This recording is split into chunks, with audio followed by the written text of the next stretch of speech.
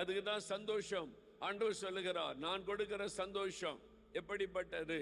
இழப்பிலும் சந்தோஷம், நிந்தைக்கு மத்தியிலும் சந்தோஷம், தோல்வியிலும் சந்தோஷம். எல்லாவற்றையும் இழந்து நான் நின்றாலே என் கர்த்தருக்குள் நான் மகிழ்ந்திருப்பேன், என் ரட்சிப்பின் தேவனுக்குள்ளே களி கூறுவேன். எத்தனை பேர் அப்படி சொல்ல முடியும்? அல்லேலூயா. ஆண்டவரே, இழப்புகளுக்காக ஸ்தோத்திரம், நிந்தைகளுக்காக ஸ்தோத்திரம், தோல்விக்காக ஸ்தோத்திரம், உபத்திரவத்திற்காக ஸ்தோத்திரம், பாடுகளுக்காக ஸ்தோத்திரம், அவமானத்திற்காக ஸ்தோத்திரம். இதற்கு மத்தியில் நீர் என்னோடு இருக்கிறபடி நான் மகிழ்ந்திருக்கிறேன். உமக்கு ஸ்தோத்திரம், ஸ்தோத்திரம், ஸ்தோத்திரம் என்று ஆண்டவரை துதித்து மகிழுவது.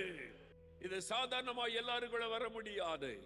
உலகத்தை நேசிக்கிற கிறிஸ்தவர்களுக்கு இந்த சந்தோஷம் வராது.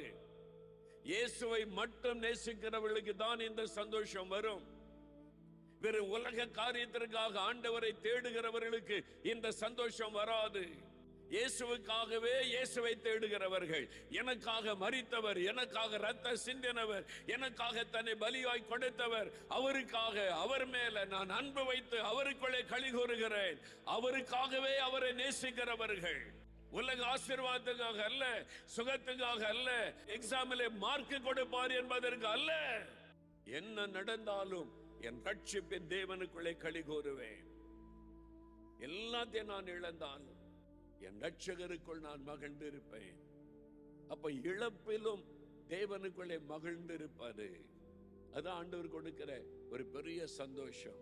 பாடுகளிலே சந்தோஷம், இழப்புகளிலே சந்தோஷம். நம்ம வாழ்க்கையில் ஒரு இழப்பு வந்தா தேவனுக்கு அதுல பெரிய நோக்கம் இருக்கிறது. ஒரு சமய வியாபாரம் செய்கிற சகோதரர் என்னை பார்க்க வந்தார். நல்ல பிசினஸ் செய்கிறவர், ஊழியங்களுக்கெல்லாம் உதவி செய்து மிஷினரிகளை எல்லாம் தாங்குகிறவர், எல்லா ஊழியங்களையும் நேசிக்கிறவர், நல்ல பெரிய பிசினஸ் செய்து கொண்டிருந்தார். என்னை பார்க்க 4 மாடிக்கு வந்திருந்தார். நான் அவரை பார்த்து ரொம்ப காலம் ஆயிற்று. பிரதர், எப்படி இருக்கிறீங்க? பிசினஸ் எல்லாம் எப்படி இருக்குது?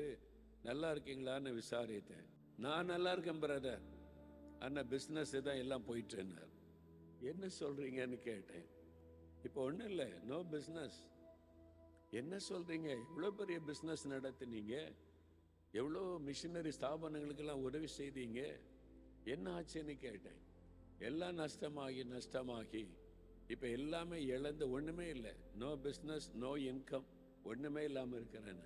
ஆனால் அவர் முகத்தில் துக்கம் இல்லை, கண்ணீர் இல்லை, அழுகை இல்லை, ஒரு நல்ல அமைதியாக சந்தோஷமாக சிரிச்சுக்கிட்டே பேசுகிறார்.